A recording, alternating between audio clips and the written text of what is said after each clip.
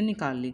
उसके बाद देखो अब हम आगे पढ़ते हैं इसको स्टेटमेंट को। ये कहता है कि and the system starts from rest. देखो फिर से वही कीवर्ड आ गया, फ्रॉम रेस्ट है तो यानी कि क्या जीरो होगी, यू, यानी कि initial velocity.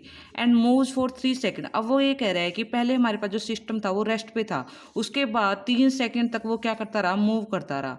When the string breaks. अब वो कह रहा है कि जब 3 सेकंड तक वो मूव कर चुका है उसके बाद क्या है, जो हमारी वो रस्सी है वो टूट जाती है। तो अब मैंने मान लिया कि जो 7 kg वाला था वो हमारे पास क्या करा था, अपवर्ड मूव करा था, और 3 सेकंड तक जब उसने मूव किया तो वो क्या है, वो इस पोजीशन पे आ गया।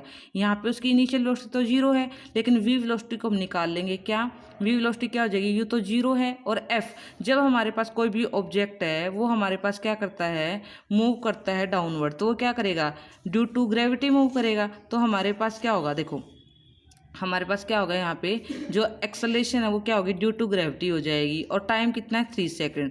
आफ्टर 3 सेकंड के बाद हमने क्या निकाल ली, वी वेलोसिटी निकाल ली ऑब्जेक्ट की क्या थी। तो हमारे पास अब देखो हमने मान लिया कि जब ऑब्जेक्ट यहाँ पे था तो उसकी कुछ ना कुछ डिस्प्लेसमेंट हुई है 3 सेकंड तक यहाँ पे आने पे, तो हमने क्या निकाल ली, एस की वैल्यू निकाल ली।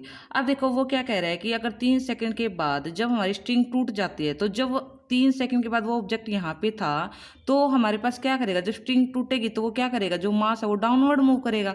लेकिन हमें निकालना क्या है, 3 सेकंड के बाद जहाँ पे पहले ऑब्जेक्ट था वहाँ तक आने में उसको कितना टाइम लगा, उसकी जो हमारी एक्चुअल पोजीशन थी वहाँ तक आने में उसको कितना टाइम लगा। तो देखो क्या लिख रखा है, when the string breaks smaller mass of 7 kg move freely under gravity. वो क्या करेगा, ड्यू टू ग्रेविटी क्या आ जाएगा, नीचे आ जाएगा। तो एक्सेलरेशन क्या है, ड्यू टू ग्रेविटी है, तो इसलिए हमारे पास एक्सेलरेशन ने क्या ले ली, जी। अब वो क्या करे, डाउनवर्ड मूव करे। लेकिन अब देखो 3 सेकंड में वो यहाँ आया, तो अगर मान लो उसको ओरिजिनल पोजीशन पे आ रहा है तो डिस्प्लेसमेंट कितनी होगी, डिस्टेंस कितना ट्रेवल करेगा, जितना उसको यहाँ से यहाँ तक जाने में लगा था, तो कितना हो जाएगा वो 3g/2।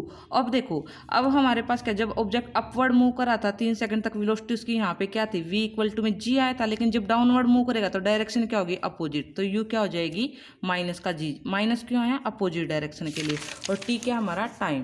तो हमने क्या इक्वेशन लगा दी, s इक्वल टू में ut प्लस में हाफ, और एक्सेलरेशन क्या है, ड्यू टू ग्रेविटी है। तो देखो s क्या हमने देख लिया कि डिस्प्लेसमेंट जितनी पहले 3 सेकंड में यहाँ तक हुई थी और लास्ट 3 सेकंड के बाद आने में उसको उतना ही डिस्प्लेसमेंट हमारे पास करेगी बॉडी। u क्या है, पहले हमारे पास 3 सेकंड तक ऊपर तक जाने में v वेलोसिटी g थी, अब नीचे आने में अपोजिट हो जाएगी तो माइनस g, और t हमारे पास टाइम है। तो हमारा t के अंदर क्वाड्रेटिक आ गई। अब t की हमने क्या निकाली, वैल्यूज निकाली, एक तो नेगेटिव और एक पॉजिटिव। नेगेटिव वैल्यू तो ओमिट हो जाएगी और पॉजिटिव हम कंसिडर कर लेंगे, वो क्या है हमारी 3 सेकंड।